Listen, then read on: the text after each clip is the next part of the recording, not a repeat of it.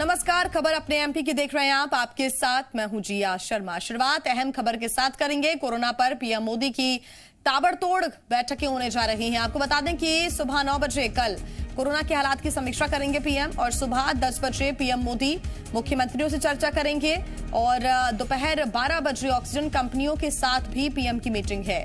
तो कल ये हाई लेवल मीटिंग लगातार जारी रहेगी और एक के बाद एक कई बैठकों में हिस्सा लेंगे पीएम मोदी।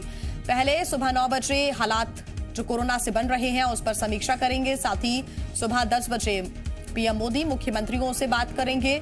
अलग अलग राज्य की जो स्थितियां हैं उनकी जानकारी मुख्यमंत्रियों से ली जाएगी और वहां पर क्या दिक्कतें आ रही हैं उसके बारे में वो जानेंगे। दोपहर 12 बजे ऑक्सीजन कंपनियों के साथ दोपहर तकरीबन 12:30 बजे ये समय बताया जा रहा है जब ऑक्सीजन कंपनियों के साथ पीएम की मीटिंग होगी।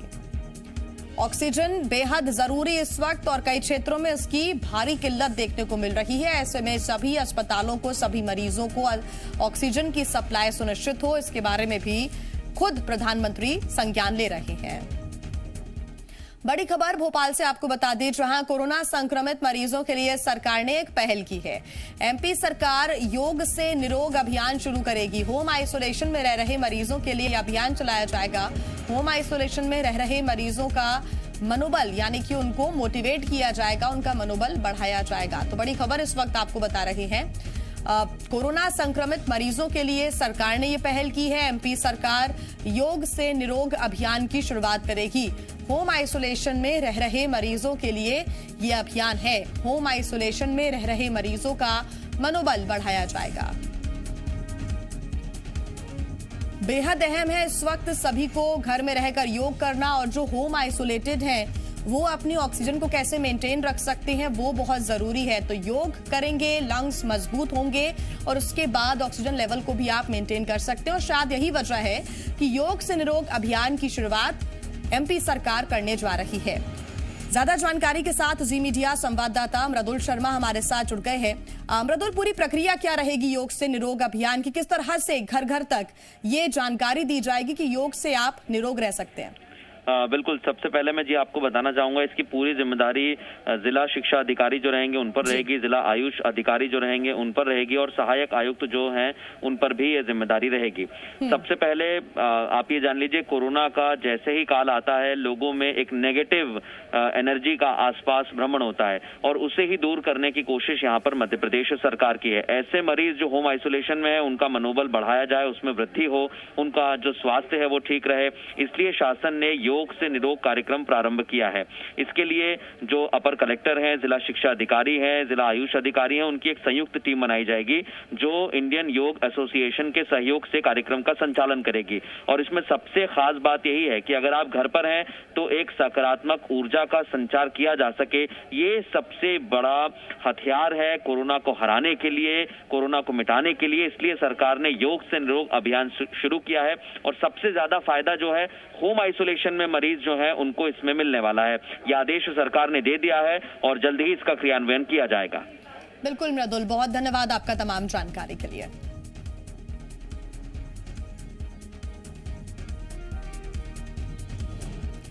वहीं एमपी में ऑक्सीजन की कमी के चलते अस्पतालों में हालात बिगड़ रहे हैं। भोपाल के आयुष्मान अस्पताल में फिलहाल 32 कोरोना मरीज भर्ती हैं, जिनमें से 6 की स्थिति गंभीर है। अस्पताल प्रबंधन का कहना है कि उनके पास महज 1 घंटे की ऑक्सीजन बची है। अस्पताल के डॉक्टर्स ने मरीजों के परिजनों को ऑक्सीजन खत्म होने का अल्टीमेटम दे दिया है। अस्पताल प्रबंधन का कहना है कि सरकार जरूरत के हिसाब से सिर्फ 25% ऑक्सीजन ही उपलब्ध करवा रही है।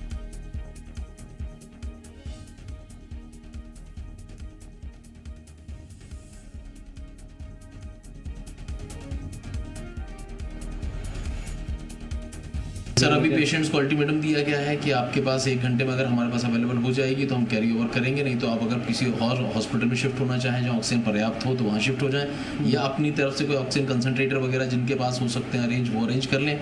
तो ऑप्शंस देते हैं, फिर पेशेंट को अगर लगता है कि वो रुक सकते हैं तो रुकते हैं, नहीं तो बेचारे जो दूसरे हॉस्पिटल्स हैं वो भी लेने तैयार नहीं है क्योंकि उनके पास भी ऑक्सीजन नहीं है। और इसी पर ज्यादा जानकारी के साथ जी मीडिया संवाददाता वैभव शर्मा हमारे साथ जुड़ गए हैं भोपाल से। वैभव, इसके पहले निर्वाणा अस्पताल ने यही सेम बात कही थी, अब आयुष्मान अस्पताल भी यही बात कह रहा है कि उनके पास ऑक्सीजन नहीं है। कुछ ही समय के लिए ऑक्सीजन अब मिल पाएगी, यानी कि 1 घंटे के बाद उनको ऑक्सीजन मिलती है या फिर नहीं मिलती है, ये वो नहीं कह पा रहे हैं। अरविंदो अस्पताल भी कह चुका है दूसरी तरफ कि हमारे पास भी ऑक्सीजन की कमी है, तो आप मरीजों को यहाँ पर ना लाएं, वो भर्ती नहीं करेंगे, अगले आदेश तक के लिए भर्ती नहीं की जाएगी। अब सीधे अस्पताल अपनी तरफ से ये कह रहे हैं, कोई अफवाह नहीं है, जो क्योंकि लगातार दावे सरकार की तरफ से किए जा रहे हैं, उन दावों की पोल ये अस्पताल खोल रहे हैं लगातार। बिल्कुल जी, आप ठीक कह रही हैं। देखिए, सरकार दावे कर रही है वो झूठे हैं। वो झूठे इसलिए हैं क्योंकि हम नहीं, ये जो निजी अस्पताल के संचालक हैं, डॉक्टर्स हैं, वो खुद इस बात को कह रहे हैं। देखिए, सरकार ये दावा कर रही है कि हमारे पास अमूमन हर दिन 400 मीट्रिक टन से ज़्यादा की ऑक्सीजन की आपूर्ति है और खर्च करीब 300 के आसपास कुछ बताया जा रहा है, मीट्रिक टन के आसपास। लेकिन सरकारी अस्पताल हों या प्राइवेट अस्पताल हों, हर जगह ऑक्सीजन की कमी है। ऐसे में देखिए, प्राइवेट अस्पताल जहां कहा यह भी जाता है कि मरीजों से अच्छी खासी फीस वसूली जाती है, उसके बाद इलाज दिया जाता है, लेकिन अब ऑक्सीजन की स्थिति क्या है अस्पतालों में, ये आप देखिए। मैं आयुष्मान अस्पताल में मौजूद हूँ इस समय भोपाल में, और जो मरीजों के अटेंडेंट हैं वो बेहद परेशान हैं। ऑक्सीजन का इंतजार यहाँ पर किया जा रहा है। डॉक्टर इस बात खुद कह रहे हैं कि मेरे पास केवल 1 घंटे की ऑक्सीजन बची है और करीब 32 पेशेंट कोरोना के यहाँ पर भर्ती हैं। ऐसे में सबसे अहम बात ये हो जाती है, अगर 1 घंटे तक ऑक्सीजन उपलब्ध यहाँ पर नहीं होती है तो आप समझ सकती हैं क्या स्थिति यहाँ पर बन सकती है। हालांकि देखिए, 32 में से 6 पेशेंट ऐसे हैं कोरोना के जो बहुत ज़्यादा सीरियस हैं, उनको बहुत ज़्यादा ऑक्सीजन की ज़रूरत है। देखिए, डॉक्टर खुद है। सर, क्या स्थिति है अगर इस समय बात करें 1 घंटे की ऑक्सीजन बहुत? जी हाँ, अभी तो 1 घंटे का ही ऑक्सीजन बैकअप है हमारे पास। कितने मरीज हैं और क्या स्थिति है सर? सर, अभी 32 पेशेंट्स एडमिट हैं और जिसमें से सभी मरीज ऑक्सीजन पे हैं और 5 से 6 पेशेंट हाई फ्लो पे हैं। अगर ऑक्सीजन नहीं मिली तो? ऑक्सीजन नहीं मिली तो गॉड ही नोज क्या होगा। बाकी जितने पेशेंट शिफ्ट करने के लिए उनको अल्टीमेटम दिया है कि अगर नहीं मिली तो आप शिफ्ट हो सकते हैं, अपने अरेंजमेंट कर सकते हैं। ये सब सारी चीज़ें नेगेटिव कंसेंट के साथ सबको बता दी गई हैं। सर, ये बड़ी अजीब स्थिति मरीज के जो परिजन हैं उनके साथ बन गई है। आपने कहा कि ऑक्सीजन मेरे पास नहीं है, आप ले जाइए। अब ऐसे में कोई दूसरा अस्पताल उनको कैसे रखेगा? तो इस चुनौती के बीच में क्या स्थिति बन रही है? सर, जितना हमसे बन सकता है हम उतना अरेंजमेंट करने का प्रयास कर रहे हैं। ऑक्सीजन जहाँ जहाँ से फ़ोन लगा के मिल सकती है, घरों से सिलेंडर उठवा रहे हैं। जिनके पास प्राइवेट यूज़ के लिए सिलेंडर्स कर रहे थे वो हम उठवा रहे हैं। ऑक्सीजन कंसंट्रेटर्स जहाँ जहाँ से अवेलेबल हो रहे हैं, जितनी कोशिश कर रहे हैं मरीजों के लिए हो सकता है वो हम कर रहे हैं। लेकिन एक दावा हमेशा किया जा रहा है, सरकार तो खुद कह रही है कि बहुत ज़्यादा ऑक्सीजन है, पर्याप्त ऑक्सीजन, बहुत ज़्यादा नहीं, कम से कम पर्याप्त ऑक्सीजन है, कमी नहीं है। लेकिन आप बता रहे हैं कि बहुत कमी है अस्पताल में। सर, बता रहा हूँ क्योंकि मेरे पास नहीं है। मतलब मेरे पास ऑक्सीजन जो है वही स्टेटस मैं आपको बता सकता हूँ। सरकार क्या दावा कर रही है इसके लिए मैं तो जिम्मेदार नहीं हूँ। मेरे पास ऑक्सीजन होती तो मैं आपको ये चीज़ बता देता। कितनी ऑक्सीजन अमूमन आपको एक दिन में लगती है और कितनी उपलब्ध हो पा रही है बात? 50 से 60 सिलेंडर्स, 50 से 60 सिलेंडर्स रोज लगते हैं और हमें मुश्किल से 24 से 25 सिलेंडर्स मिल पा रहे हैं। बाकी अरेंजमेंट मरीज अपने स्तर पर खुद ही कर रहा है। तो बिल्कुल देखिए, ये स्थिति है निजी अस्पतालों में। ऐसा नहीं है कि केवल इस आयुष्मान अस्पताल की हम बात कर रहे हैं। सरकार भले ही दावे कर रही है, लेकिन देखिए, आप खुद डॉक्टर इस बात को कह रहे हैं कि जितनी ऑक्सीजन चाहिए उसकी करीब 25% पूर्ति हो पा रही है। तो ऐसे में समझा जा सकता है कि क्या स्थिति यहाँ पर बन रही है। आप देखिए, ये हालात हैं यहाँ पर। ये भाई साहब अभी ऑक्सीजन यहाँ पर लेकर आए हैं, ये देखिए आप तस्वीरों में देख सकती हैं। ये अभी ऑक्सीजन आप कहाँ से लेके आए हैं? अभी ये ऑक्सीजन लेकर आए हूँ। अच्छा, तो ये देखिए, कहीं से या कहें कि अरेंज करके या देसी भाषा में कहें तो जुगाड़ करके ये कहीं से ऑक्सीजन का एक सिलेंडर लाए हैं कि किसी तरह इनके पेशेंट को या इनके जो रिलेटिव यहाँ पर भर्ती हैं उनको ऑक्सीजन मिल सके और उनकी जान बच सके। तो कह सकते हैं जिस तरीके के दावे सरकार कर रही है, ऑब्वियस वो स्थिति निजी अस्पतालों में खास तौर पर नहीं है। जैसा खुद डॉक्टर इस बात को कह रहे हैं कि लगभग 25% ही ऑक्सीजन की उनको मिल पा रही है, जबकि जरूरत उनको 50 से 60 सिलेंडर पर डे की है। तो हम वही कह रहे हैं कि आखिरकार ये इस तरह के दावे क्यों सरकार कर रही है कि ऑक्सीजन की जो आपूर्ति है वो पर्याप्त मात्रा में है। ये बड़ी ही चिंताजनक स्थिति है। वो इसलिए क्योंकि डॉक्टर ने पहले ही कह दिया है 1 घंटे की ऑक्सीजन बची हुई है, उसके बाद भगवान जाने क्या होगा। ये खुद डॉक्टर कह रहे हैं। अगर अनहोनी कोई हो जाती है तो फिर कौन जिम्मेदार होगा, ये बड़ा सवाल है। सरकार अपने दावे कर रही है, लेकिन वो दावों की हकीकत हम खुद अभी देख रहे हैं कि किस तरह से निकलकर सामने आ रही है। बहुत धन्यवाद आपका वैभव, तमाम जानकारी के लिए। तो सिर्फ आयुष्मान अस्पताल ही नहीं बल्कि भोपाल के गुलमोहर इलाके के निर्वाणा मल्टी स्पेशलिटी अस्पताल में भी कुछ ऐसे ही हालात हैं। ऑक्सीजन की किल्लत है। अस्पताल प्रबंधन ने कह दिया है कि उनके पास भी ऑक्सीजन कुछ ही पल के लिए बची हुई है अब, जबकि अस्पताल में इस वक्त 4 गंभीर मरीज हैं जो पूरी तरह ऑक्सीजन पर ही निर्भर हैं। अस्पताल प्रबंधन ने मरीजों को दूसरे अस्पताल में शिफ्ट करने के लिए कहा है। फिलहाल अस्पताल प्रबंधन, डॉक्टर, मरीजों के परिजन सभी लोग ऑक्सीजन के लिए परेशान हैं। 5-5, 6-6 मतलब 10-10 घंटे वेटिंग चल रही है बच्चों की। और ऐसा नहीं, मेरी 3 गाड़ियां लगी, किसी गाड़ी में 4 सिलेंडर भेजती हूँ, भर के 1 सिलेंडर आता है। सर हम अटेंडरों से बात कर रहे हैं कि आपको यदि कहीं व्यवस्था मिलती है तो आप हायर सेंटर रेफर करा लीजिए। सर नीचे के 3-4 पेशेंट तो है जिनको मैं शिफ्ट करना चाहती हूँ जी। बहुत ज़रूरत, बहुत ज़्यादा, क्योंकि मैं ऑक्सीजन दे रही हूँ 15 लीटर फ्लोर में, हाई फ्लोर में दे रही हूँ। तो है ना, वो मेरे पास सिलेंडर ही नहीं होगा तो मैं उनको कैसे दूंगी? मैं पेशेंट की जान से तो नहीं खेल सकती हूँ ना। को मैं अंदर जाके देख के आ रहा हूँ, उनके पास सिलेंडर नहीं है, वो तड़प रहे हैं, उनको प्रॉब्लम हो रही है। हम लोग हेल्पलेस है। हम लोग 7 दिन से पूरा दौड़ रहे हैं हर चीज़ के लिए, दवाई से लेके सिलेंडर तक हम लोग अरेंज कर रहे हैं। हॉस्पिटल हेल्पलेस है। आई डोंट नो गवर्नमेंट क्या कर रही है, हमें कोई आइडिया नहीं है। मेरे सामने पापा का प्रॉब्लम हो रही है, no one is helping. Madhya Pradesh में कोरोना की सबसे ज्यादा मार इंदौर में है। लोग ऑक्सीजन की कमी के कारण दम तोड़ रहे हैं। कोरोना की मार और संसाधनों की कमी से हाहाकार मचा हुआ है। इस बीच प्रदेश के सबसे बड़े कोविड अस्पतालों में शामिल अरविंदो अस्पताल ने एक नोटिस बोर्ड लगाकर सरकार के दावों की पोल खोल दी। Shri Aurobindo institute of medical science यानी कि सैम्स ने नोटिस बोर्ड में लिखा है कि जीवन रक्षक आपूर्तियों और ऑक्सीजन की तीव्र कमी के कारण अस्पताल में नए मरीजों की भर्ती को अगले आदेश तक रोक दिया गया है। बता दें कि अरविंदो अस्पताल में 1400 बेड की क्षमता है, जिसमें अभी 1381 मरीजों का इलाज जारी है। सैम्स अस्पताल में 250 मरीज आईसीयू में भर्ती हैं। तो वहीं सीएम शिवराज समेत पूरी सरकार और बीजेपी कह रही है कि प्रदेश में कहीं भी ऑक्सीजन की कमी नहीं है, लेकिन सैम्स अस्पताल के बाहर लगे इस नोटिस बोर्ड ने हकीकत बयां की। भोपाल में मुख्यमंत्री शिवराज सिंह चौहान ने आज आला अधिकारियों के साथ बैठक की। बैठक में मुख्य सचिव, डीजीपी समेत कई अफसर शामिल हुए। बैठक में सीएम ने अधिकारियों को कई अहम निर्देश दिए। सीएम ने कहा कि प्रदेश में कोरोना कर्फ्यू के सकारात्मक रुझान मिले हैं। सीएम ने अफसरों से कहा कि जनता के सहयोग से कोरोना कर्फ्यू को बनाए रखें, इसी से संक्रमण की चेन टूटेगी। मुख्यमंत्री ने बताया कि डीआरडीओ ऑक्सीजन की आपूर्ति में सहयोग करेगा।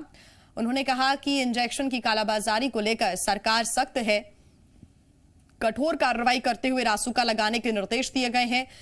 तो वहीं सीएम ने कहा कि कुछ तत्व इंजेक्शन और ऑक्सीजन के संबंध में भ्रामक जानकारी फैला रहे हैं, उनकी पहचान कर कड़ी कार्रवाई की जाएगी। सीएम ने वैक्सीनेशन के काम में तेजी लाने और लोगों को वैक्सीनेशन के लिए प्रेरित करने के निर्देश भी दिए हैं। मुख्यमंत्री शिवराज सिंह चौहान ने कहा कि मंत्रियों को मिले प्रभार से जुड़े संबंधित अधिकारी मोर्चा संभालें और कम समय में प्रभावी क्रियान्वयन करें। कांग्रेस विधायक प्रवीण पाठक के आग्रह पर उनके एक साथी ने ओडिशा से ऑक्सीजन के 5 बड़े टैंकर निःशुल्क ग्वालियर देने का आश्वासन दे दिया और जल्द ही ये टैंकर ग्वालियर पहुंच भी जाएंगे। जी हां, विधायक ने कलेक्टर से जल्द सरकारी टैंकरों के जरिए ऑक्सीजन मंगवाने को कहा है।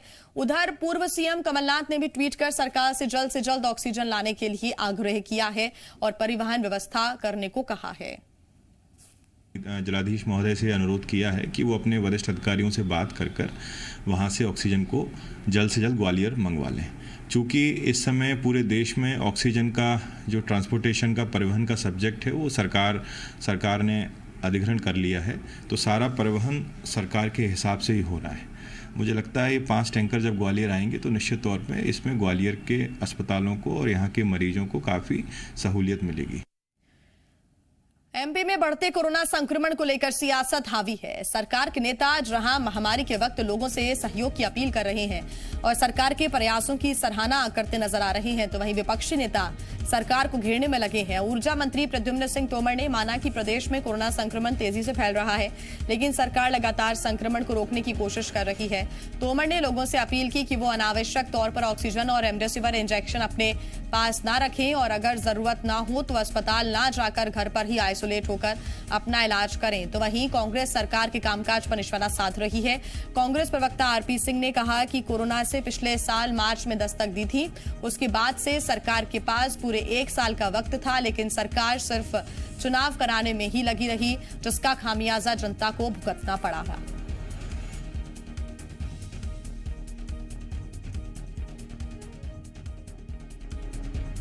कई लोग तो हड़बड़ाहट में भी उन्होंने कहा ये कमी से दौड़ते हैं सब, एकदम यही चाहिए रख लो। मेरा कहना है कि भाई तुमको ज़रूरत है, इंजेक्शन की ज़रूरत है, वो लगेगा। तुम्हें ज़रूरत है जिसकी, वो तुम्हारी आवश्यकता की पूर्ति की जाएगी, पर अनावश्यक स्टॉक क्यों? तो मेरा ये कहना है कि ये व्यवस्था हम सब लोगों को मिलके उस अंतिम व्यक्ति का, पंक्ति का अंतिम व्यक्ति जिसका कोई सहारा नहीं है, उसको भी इलाज मिलना चाहिए। तो ये व्यवस्था हम सबको दिल में रखनी पड़ेगी। मुझे लगता है कि शिवराज सिंह जी के पास पर्याप्त समय था। पिछले साल मार्च में कोरोना आपदा हम सबके सामने आई, तब वे सत्ता में आ चुके थे और उनके पास पर्याप्त समय था। 1 वर्ष का हमारे पास अनुभव भी था। ऑक्सीजन के लिए उन्होंने बड़े बड़े वादे किए, बड़े प्लांट लगाने की बात की, मंडीदीप में भी प्लांट लगाने की बात की, और यदि समय रहते सारे, मुझे लगता है कि उचित कदम उठाए जाते तो आज हमें ये दिन नहीं देखना होता। लेकिन तो वहीं इंदौर में कोरोना महामारी को हराने के लिए सबसे बड़ा कोविड केयर सेंटर बनकर तैयार हो चुका है। खंडवा रोड पर राधा स्वामी सत्संग परिसर में महाल्या कोविड केयर सेंटर बनाया गया है, जहां 6000 बेड बढ़ाने की क्षमता है। फिलहाल यहां 600 बेड से शुरुआत की गई है, जिसे पहले चरण में बढ़ाकर 2000 बेड तैयार किए जाएंगे। इंदौर के सबसे बड़े कोविड सेंटर में मरीजों का बेहतर तरीके से ख्याल रखा जाएगा। यहाँ मरीजों के खाने पीने का पूरा ध्यान रखा जाएगा, तो वहीं मरीजों को तनाव ना हो, उनका मनोरंजन होता रहे, इसके लिए LED स्क्रीन लगाई गई है, जिसमें उन्हें धार्मिक फिल्में दिखाई जाएंगी। तो वहीं इस कोविड सेंटर की खास बात है कि इसमें लगे सभी बेड कार्डबोर्ड से बनाए गए हैं, जिन्हें बाद में डिस्पोज किया जा सकेगा। सेंटर का प्रभारी मंत्री तुलसी सिलावट को बनाया गया है यहाँ पर, और इसमें सिर्फ इंदौर के स्थानीय नागरिकों को ही जगह मिलेगी और थाना स्तर पर बनाई गई रेफर टीम लोगों को यहाँ पर भेजेगी। मानसिक कुछ जो तनाव में उनको राहत मिले, योगा का भी है। हमने स्किन, बड़ी बड़ी स्किन लगाई, उसमें उनके मनोरंजन के लिए भी धार्मिक कला और संस्कृति का शहर है।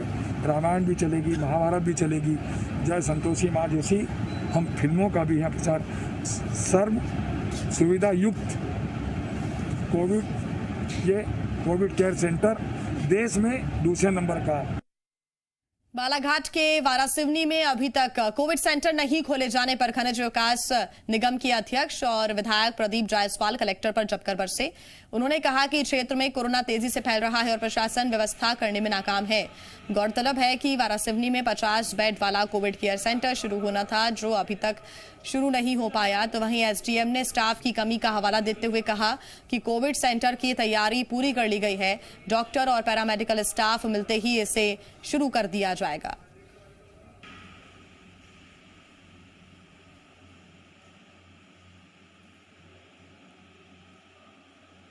कि सरकार ने अगर पैसा दिया इसके आपदा के लिए, वो सरकार का पैसा सही जगह खर्च हो पानी चाहिए।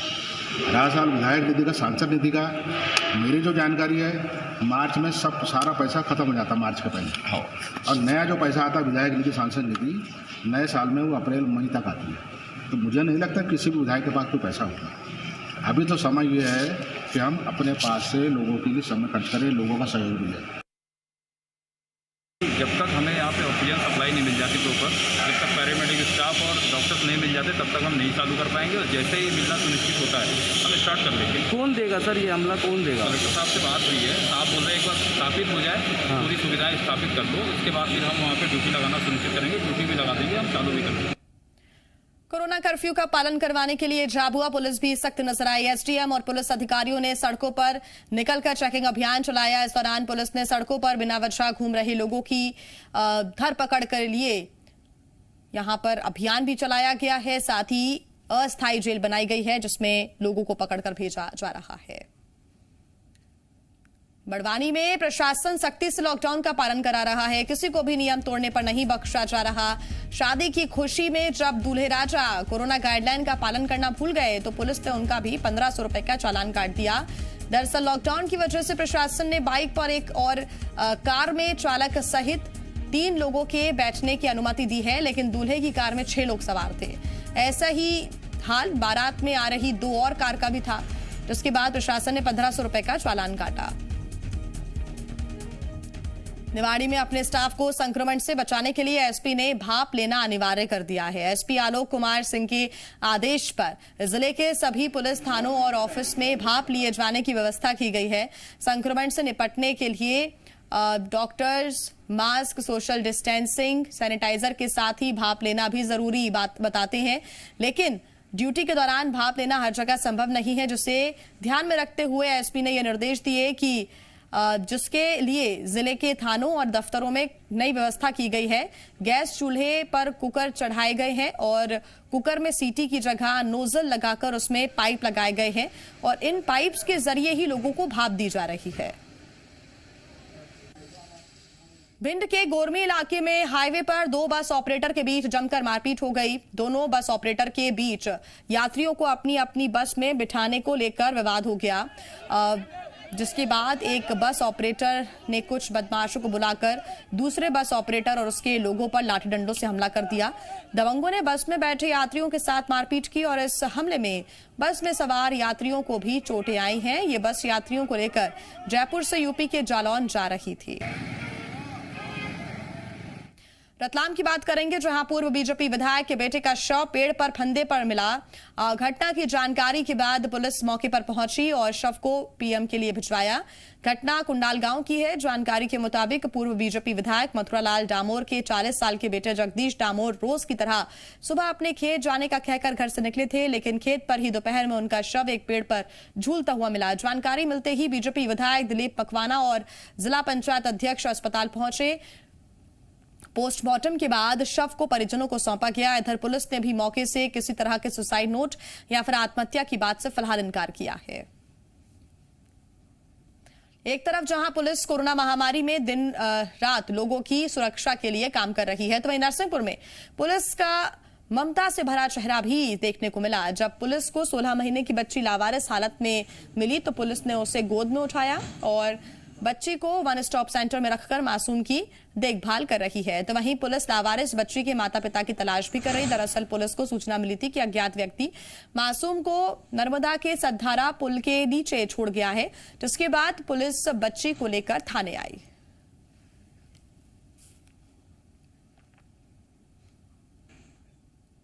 और इसी के साथ इस बुलेटिन में फिलहाल इतना ही।